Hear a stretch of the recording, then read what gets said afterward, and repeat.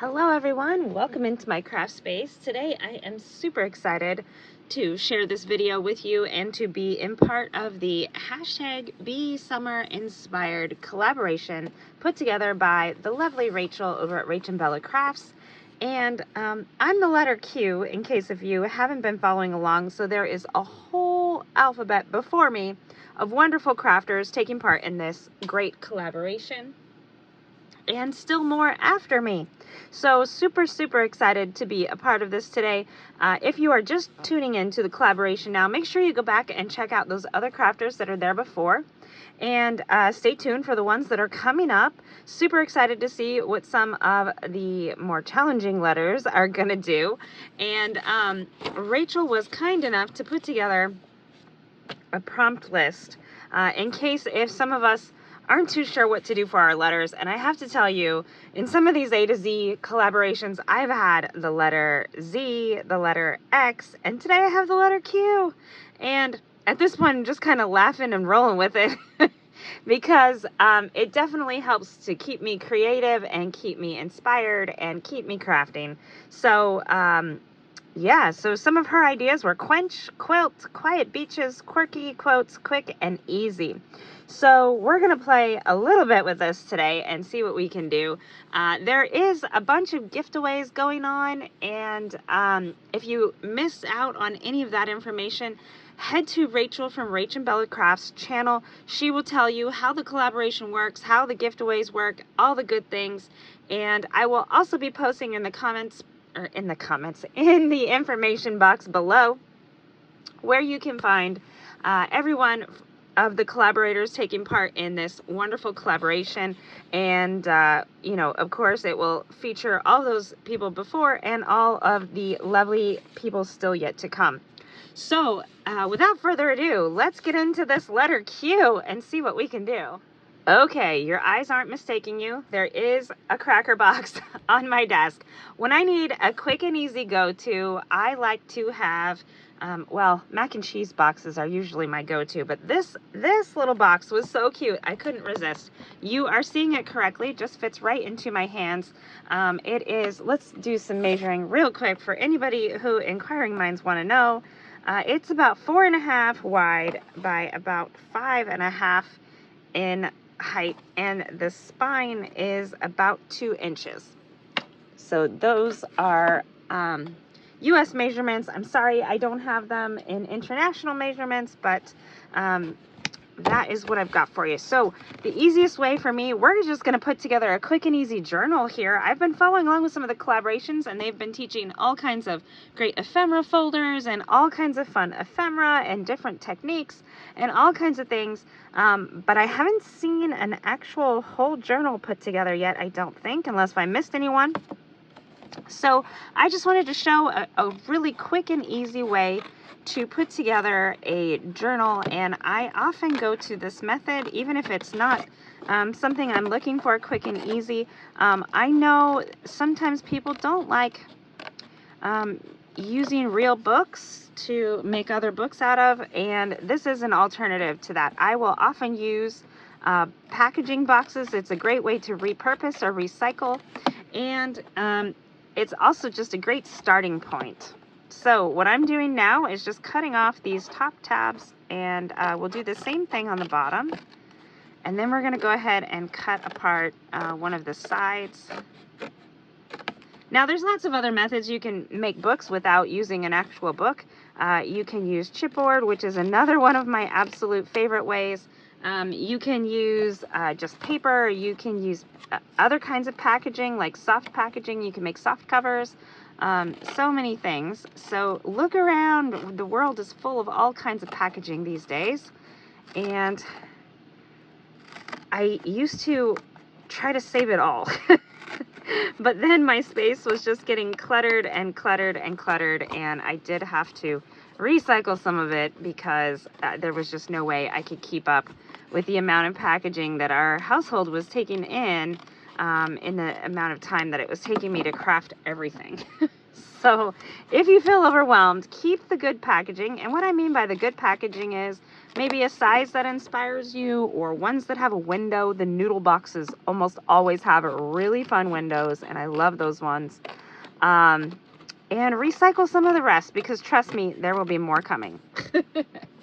Okay, so we've got the top and the bottom cut off, and now it just kind of folds like this. And honestly, this is how I store them a lot of times, because it will lay completely flat and I can just fill up a drawer. And usually at this point, that's kind of my max as far as what I will keep, because otherwise packaging just keeps coming in.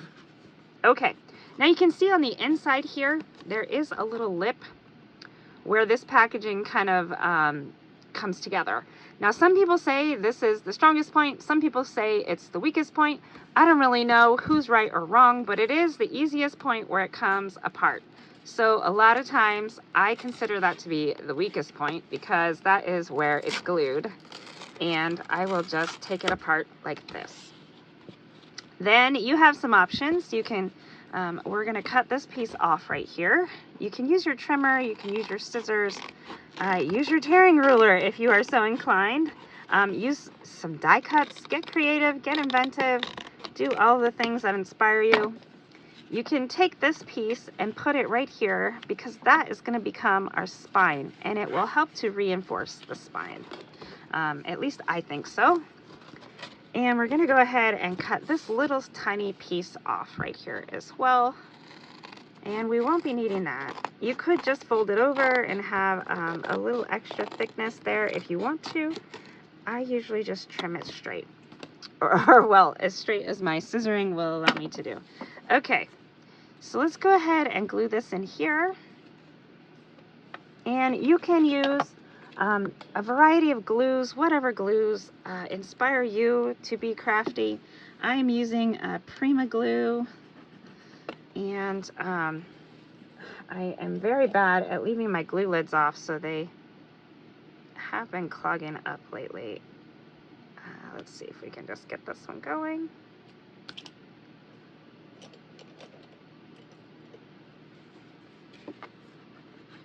There we go, perfect.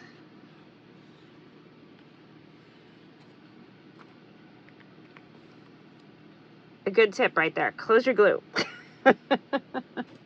Who knew? The tips were so simple. Okay, now we're just going to put this right in here. And when we're putting that in there, we want to make sure it's the same size or pretty close to it, so that our book will open and close, just like so.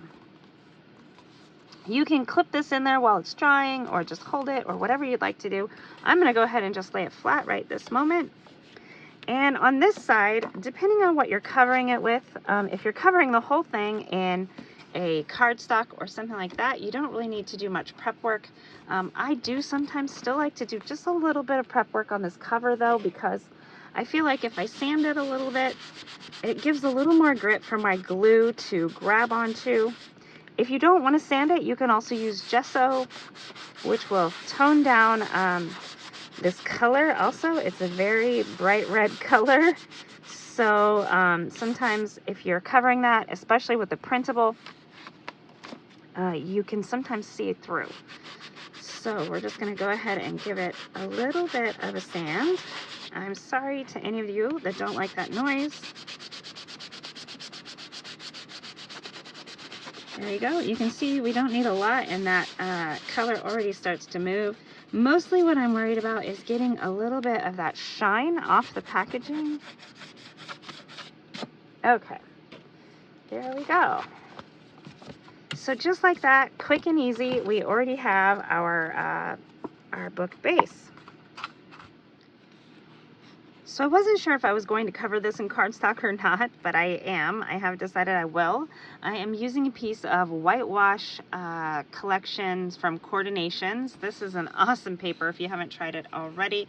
They do carry it in open stock at Joann's, and that's usually where I pick it up. This color is called Grandpa's Trunk, and I absolutely love that.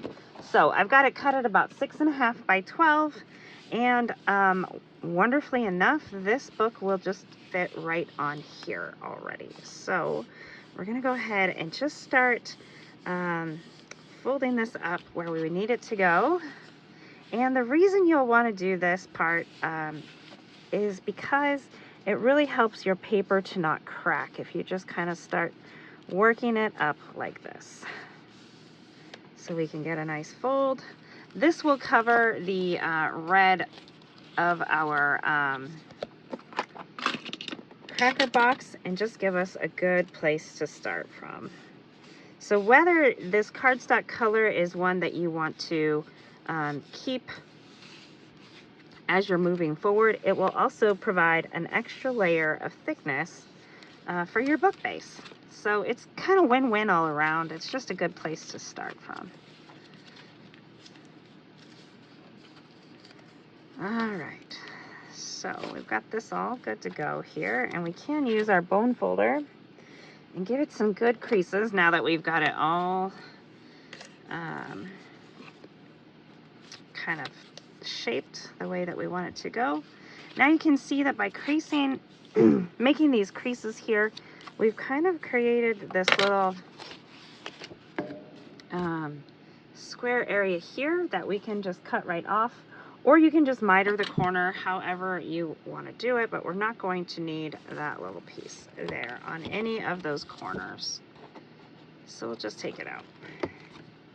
And it really does help the paper to fold a little better if you take that out. I used to laugh because people would say, oh, we don't need that bulk in the book. And I thought, wow, those 4 little corners are gonna de-bulk your book, but it does add up as you go on, and you know, taking out all those little bulk things really do help. But really, truly, the other reason for it is because it makes the corners look a little nicer as well.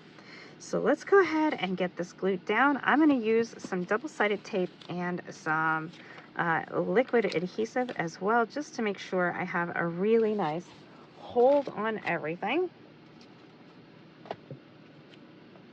So here's my double-sided tape, and then I'll be using liquid adhesive as well.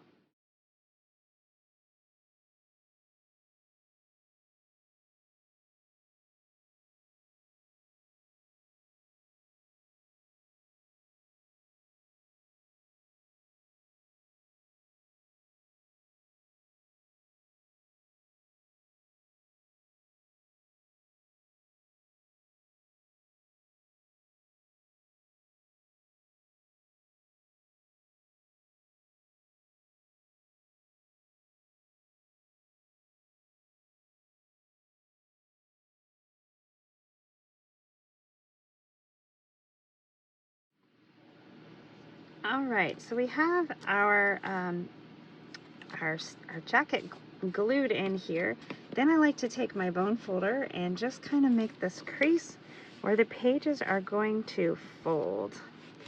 And then we'll go ahead and make a cut in here as well. Just so these lay down just a little nicer, I'm going to go ahead and make a little cut here and here. And then I just kind of slice a little triangle out just so it lays down a little bit better in here.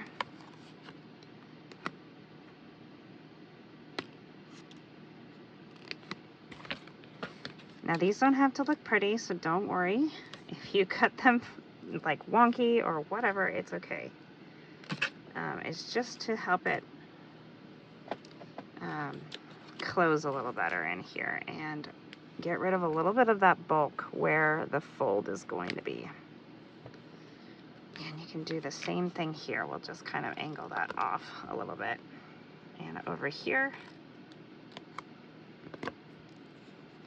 And we'll do the same thing on this side. So just slice and slice and then angle.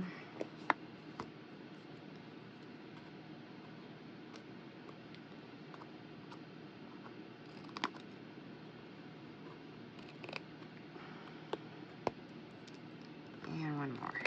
There we go. Okay, then we need to go ahead and glue this paper down here.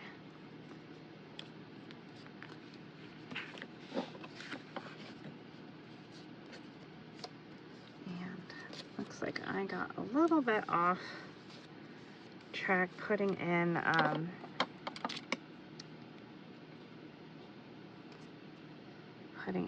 my piece here when I glued it down, but that's okay. Just re-angle everything. And this piece really is just going to be some light background noise anyway, so it's totally fine.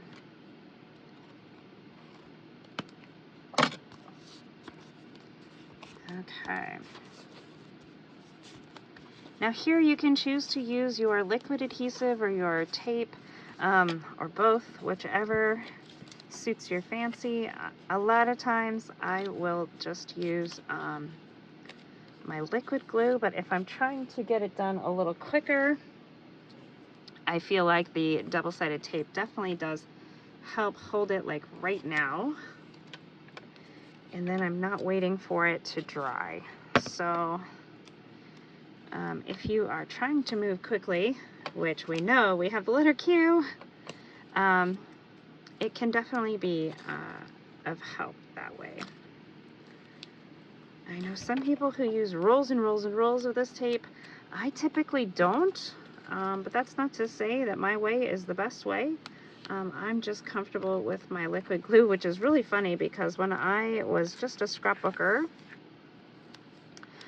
liquid glue was like the last thing I ever wanted in my scrapbooking supply closet. So just goes to show you, you know, sometimes it's good to have a little bit of everything available and to explore new things.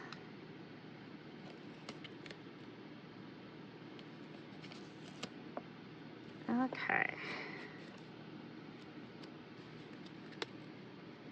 I looked out today, these, the peel on these just came right off. Usually I struggle a little bit on this one.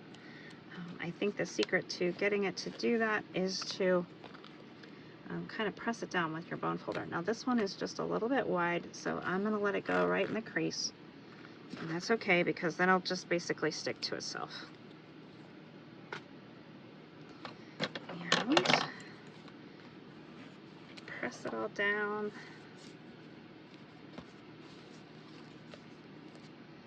And then we'll put our leftover piece over the top of this so we have a base on the inside as well.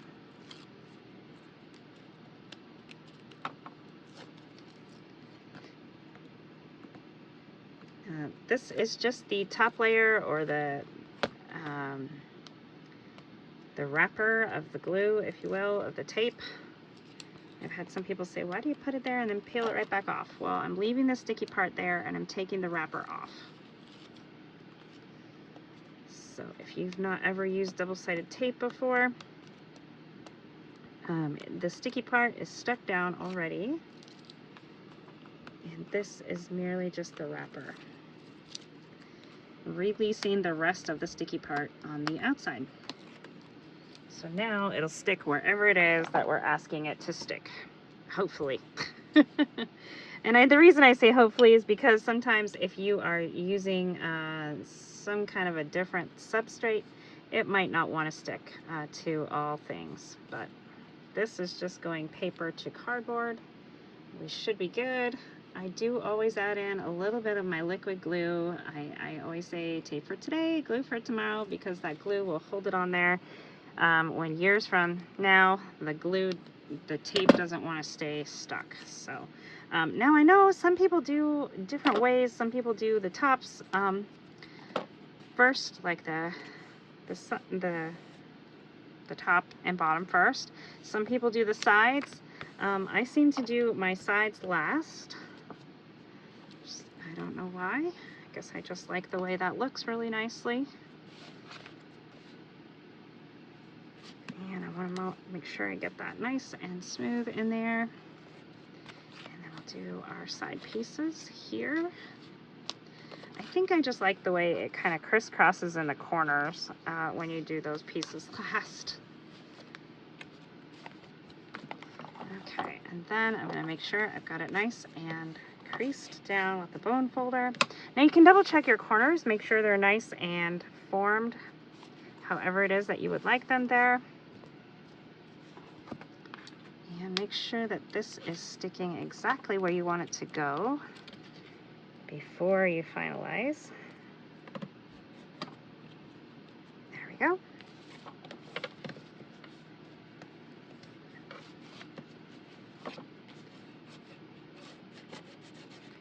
Okay, so you can see now we have, this is what the base of our book will look like, and I've got some fabric that's going to go over the spine here, so it will hide some of these little minor imperfections I've got going here.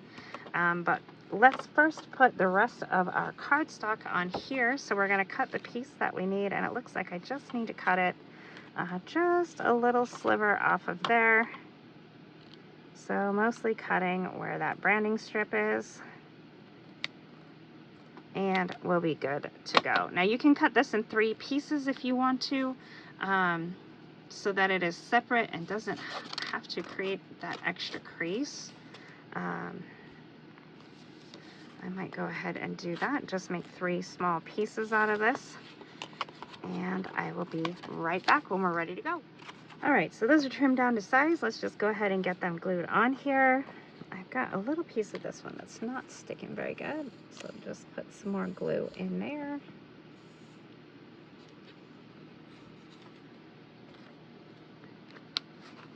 I've got one glue bottle that's almost empty and one that is like halfway, and I keep reaching for the wrong one.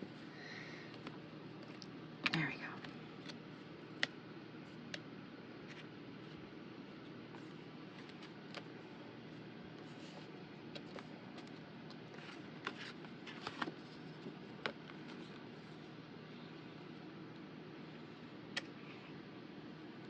Now, if you're using a thin piece of cardboard for the base of your book, this extra layer of cardstock, mine is textured, really helps to thicken it up and give it some extra strength. So if you're worried that is going to be too thin or not strong enough or anything like that, this can really help to add those extra strength.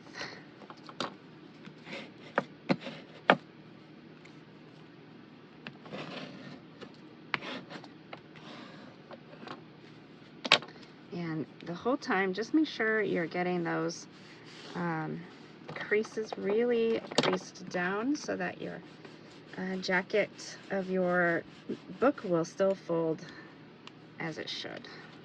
Okay, go ahead and put this one down, and then we're also still going to have a fabric down the spine. This color really reminds me of like a beach cottage, kind of like what we've got here pictured. It just looks like it would go really, really well. That little beach cottage is going to serve as the cover of my book. Super excited. I was so inspired when I saw the beautiful pages that we're working with. I didn't show all of the pages in this video because it looks like everybody has been so excited to show them off. So I just figured you guys have already seen it, but if you haven't, definitely check out RachandBella's RachandBella Craft on Etsy and also on their Ko-fi, the K-O-F-I site. There are a bunch of freebies. Rachel's been doing a lot of freebies incorporated with all of her videos as she's been playing along with the collaboration. And they're all just gorgeous, gorgeous, gorgeous. Most of us are playing with the Sounds of Summer kit or the Sounds of Summer ephemera kit. And then there's also a Truly Blue collection that everyone has been kind of tying in or using instead. So, okay, so there we have it. There is our book. Now, you might also think about some sort of a closure. I always forget about a closure, and I haven't decided how I want to do my closure here yet, but if you do your closure work, you might want to consider doing the closure before you put this last piece of cardstock on, because it can cover up anything you might need to hide there. So I do have this piece of fabric, and I want it to go and wrap around on the spine here. So let's see if is that wide enough to reach all the way around. No, it is not. Okay, so I need to go this way and that means my lines are going to go across, and I'm okay with that. I think the best sound ever is ripping fabric. Unless, of course, it's being torn while you're wearing it. That's no fun. Okay, there's that. And then I want it to wrap around a little bit here and meet its buddy over here. So we'll just need about this much. All right. And there's that rip again. I love it. Okay, so this is a little bit wider than what our spine is, but I'm good with that because I like if a little bit hangs over and I can kind of cover it up. That gives it an extra way of just, I feel like it just helps keep it on there a little better. So we're going to go ahead and get this gluing, and then we're going to work on our pages. Now you can use Fabri-Tac, you can use, you could even sew this on. I think you could still sew between the layers of this cardboard and cardstock that I have. You could use hot glue. You use whatever glue you feel so inclined to use with your fabric. A lot of times I will use a clear gel tacky glue that I like quite a lot. But this glue is a Prima's gilding glue, and I feel like it works really, really well for me. So that is what I am going with. And you want to make sure you really spread down your glue. A lot of times I will use my silicone brush and just kind of give it a once over. So that way I don't get any yucky looking glue clumps back there. Okay, and then see how that just folds right up there. Perfect. We're going to go ahead and give that a little glue all in here. And I don't glue down my excess just yet, the stuff on the sides. In case if I want to tuck something in there, then I just have more options.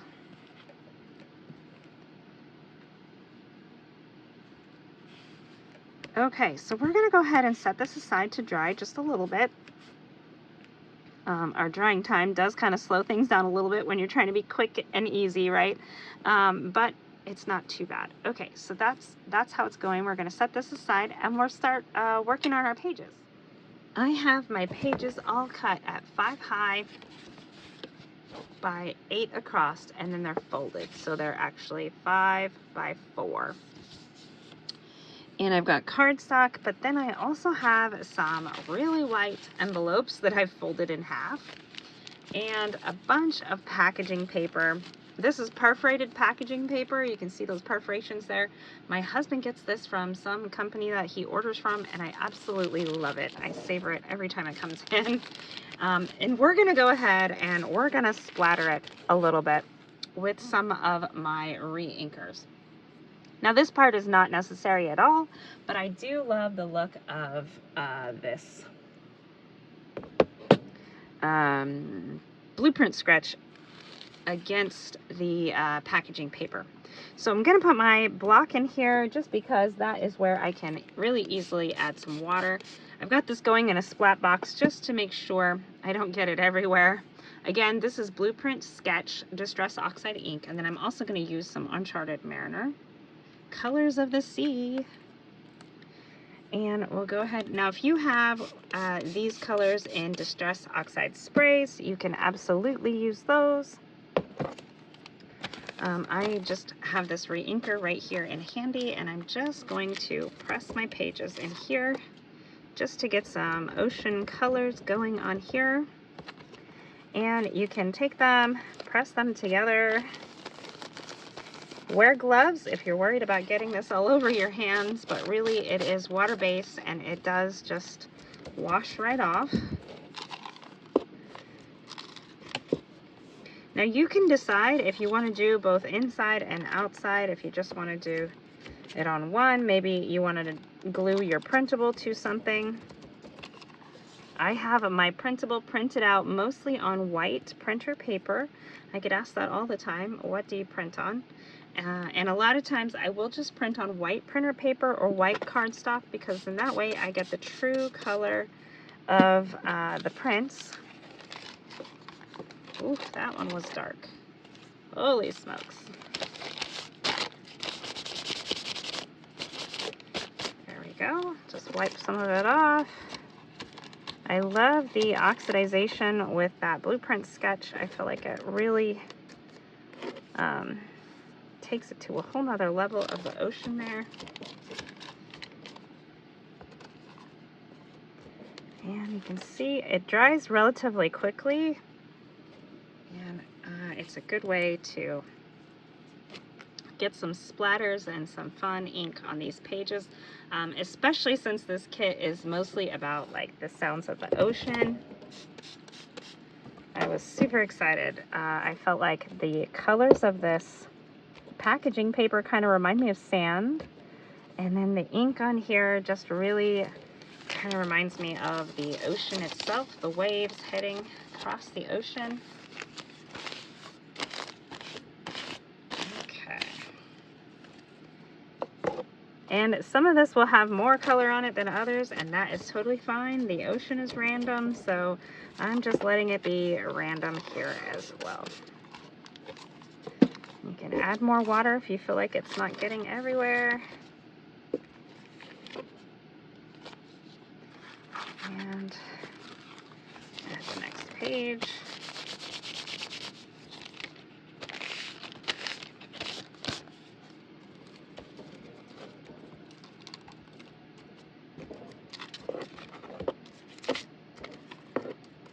All right, I think I'm going to speed this up while I do the rest of it.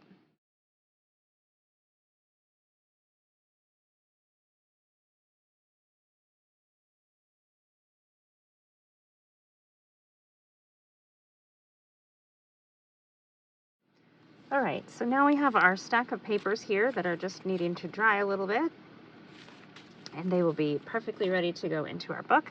I'm going to go ahead and get out 4 3/16 eyelets, and I have used a template that I like to use here just to put those eyelets spaced apart nicely. And I did mark it with a little Sharpie, and we're just going to go ahead and punch. And this is a crocodile, so it does punch right through all of the chipboard and fabric that we have, and the glue and all the things. So it's wonderful. One of my favoriteest tools ever, in case if you didn't already know that. Okay, and get all that sticky clogged stuff out of there. Easiest way to do that, by the way, is if you squeeze the handles together, and then it should just come right out. There we go. Go ahead and punch these holes. And then I have some elastic, which is just jewelry elastic or beading elastic. And that is what I'm going to put in my slipped spine with. This is the slipped spine method. I really love it because you can change the pages. If you are so inclined, you can add things, you can take things out if you decide later that you don't want them. And it's just great. Okay, so that is how our holes are looking here. And I did see I had some fabric hanging out, so we'll just snip that off so it's nice and flush. We're not trying to put our eyelet in over something bulky already.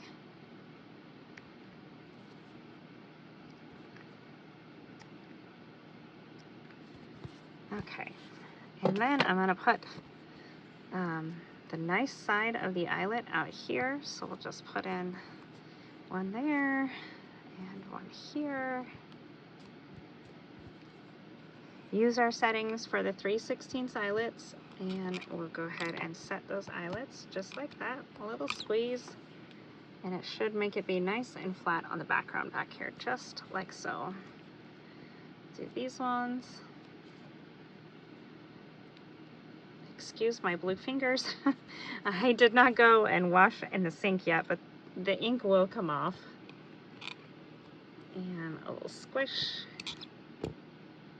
And a little squish. And all nice on the back side. Okay, so let's go ahead and get the elastic in. Now some people like to cut this ahead of time. I just leave it on the spool, basically we want our string to be on the inside, not on the outside. So I'm just going to go ahead and do this here. You can go like one row down and around, or you can go across and up, and it doesn't really matter, I guess is what I'm trying to tell you. It does kind of matter if you have directional fabric or something and you want your layover or your extra piece to wind up on one side or the other. This one doesn't matter, so back in through here and back down. You can see how we've got our threads going on the inside. And then, just so as this reaches here, I'm going to go ahead and snip this off. Now, it looks like it's a little bit short, but that's because, remember, it's elastic, so it stretches. So this piece is coming out like this. I'm going to go ahead and put it down here like this. And then this piece, I'm going to let come back up here.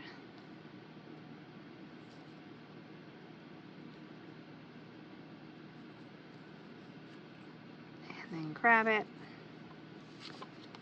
and oops, don't do that.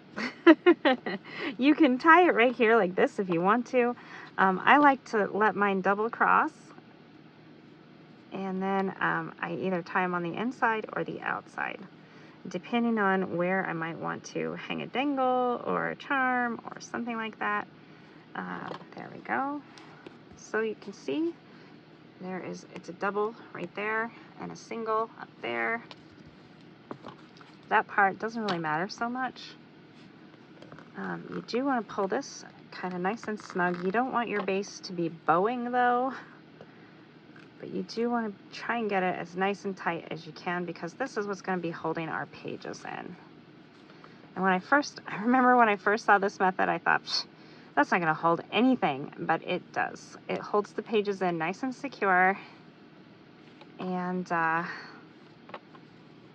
lets you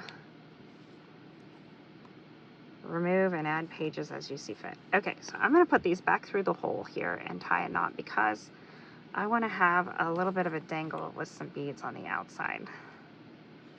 So I could have made it to where they just tied on the outside, but I didn't do that, so no worries. We'll just tie a double knot out here and it'll be just fine.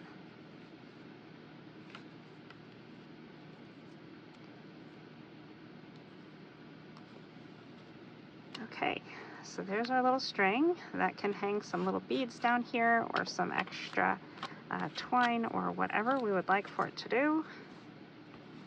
And that is going to be the top, so this will be the front of my book. And this is the page that so inspired me to make this little book. So I want this to be on the cover here. And I really would like it to be interactive. So I haven't decided yet if I want to make it to where this door like opens, or if this like flips up. But that is what's going to happen. So let's just go ahead and get the rest of this marked down to size. So we'll just fold it here, and then we'll go ahead and either cut or tear or whatever it is that you'd like to do with it. I'm just going to go ahead and tear it.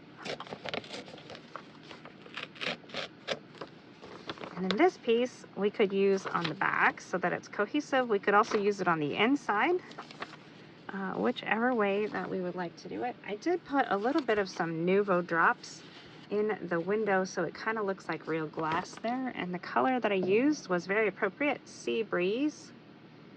Nuvo drops, Sea Breeze. And those are by Tonic. I love them. Okay, so let's go ahead and get this piece. This is just about perfect the size of my book, because it took that boat right off. So I do like the boat, but it would look funny if half the boat was there and half of it wasn't there. So I'm kind of glad the boat is all just on one little piece down here. And we could use that inside the book somewhere as like a little tag or pocket or something, so nothing goes to waste. Okay, so let's see.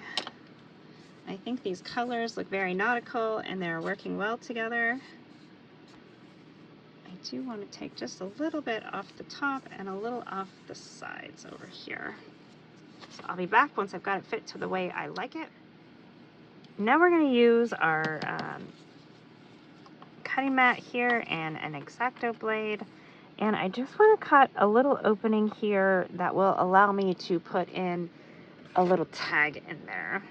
I wasn't sure how I wanted to make it interactive, but I knew I wanted something to go on the cover. So we're just going to make a little slice.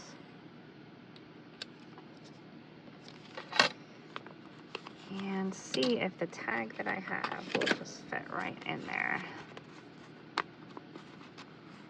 And not quite. I need to make a little more of an opening.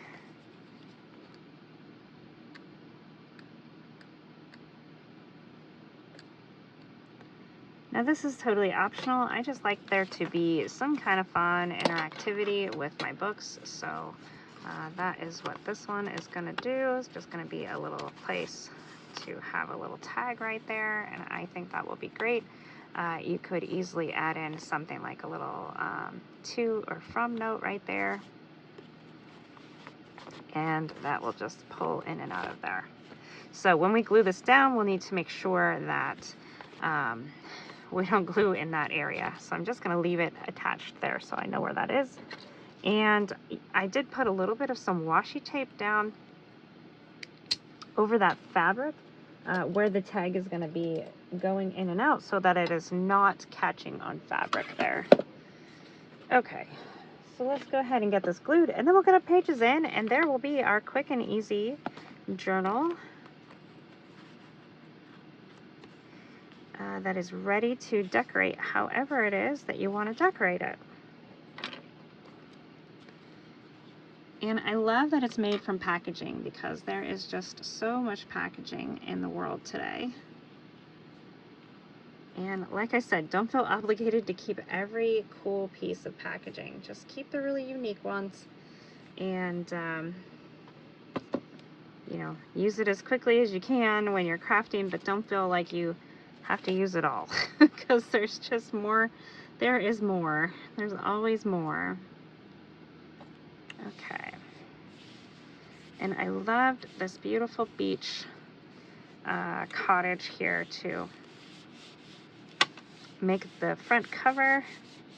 Now I haven't yet done a closure. I might just put in an eyelet here and an eyelet here and let it tie, but like I said, I usually forget about my closures. My one friend, it's like her favorite part of making a journal is to do the closures, and mine, it's always like it's typically an afterthought. Okay, so there's our little tag, and it does work.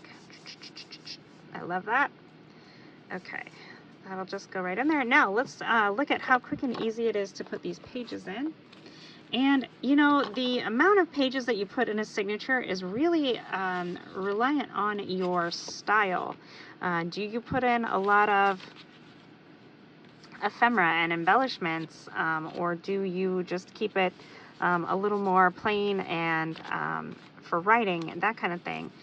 Do you like bulky pages? Do you like you know, thinner pages? It just really depends on your style, is what I say. But I typically do anywhere from 8 to 10 pages in a signature. These are still a little bit damp, but that's okay. We're just going to go ahead and keep putting them in here. And then I can glue some of those beautiful printable pages right on in. Okay, so what we want to do now is build this like we would build any other signature. Figure out if you want a jacket on your signature, which is basically just an outside cover page. I typically like my signatures to have matching jackets, or at least very similar in nature. So for these ones, I'm putting that blue piece of cardstock in there. And then I can decorate it with something beautiful from the paper collection. Okay. Now, also one thing to mention is that your pages can only be as wide as your width from eyelet to eyelet allows here. So I'm hoping mine still works. And if it doesn't, then you just have to simply cut it down. And a lot of times, if you have decorative papers, it can kind of suck having to cut them down, because I never fails. It's when I lose like the coolest part of the paper.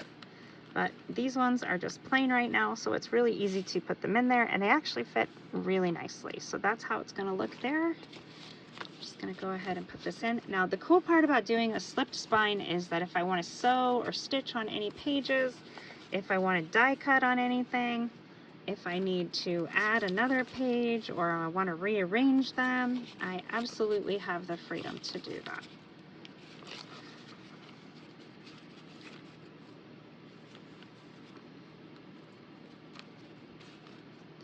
I think these pages are going to be absolutely so cool.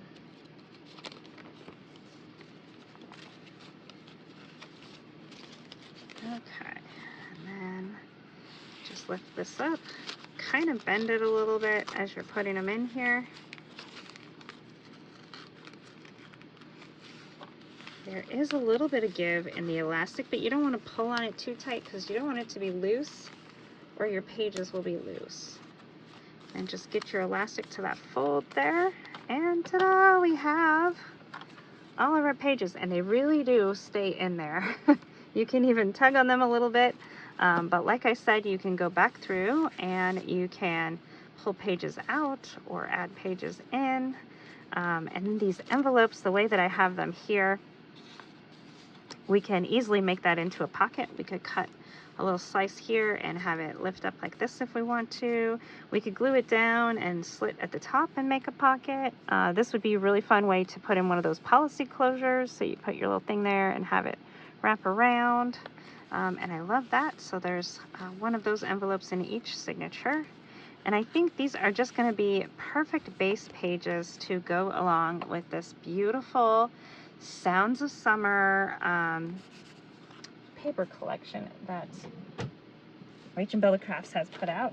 And I did make a few ephemera bits already. I'm super excited. So I've got this fun little pocket and note card. I've got a fun little seaside tag. Now my tag is going to be a little bit monster compared to the book, but I think it will just stick out of the top, and that will be great. And then I have a fun little shaker here. Summer is a state of mind. That is a fun quote for summer. So there's another cue. It's a summer quote. And I think that's all I've made so far, but I'm super excited to decorate the rest of this fun little journal. And there are some beautiful pockets as well. I might use that on the inside here, since then it would just flip open like this and either be a nice little tuck spot or flip open like that. I don't know yet. Something fun, something cool. Like I said, I absolutely love this paper collection, and I hope you feel inspired to put together your own fun little book. And eventually, once the collab is over, I will come back and do a flip through of how my little book turned out once it's decorated and everything. But today, I just wanted to show you how quick and easy it can be to make a cute little book out of a cracker box or any other kind of packaging that you have.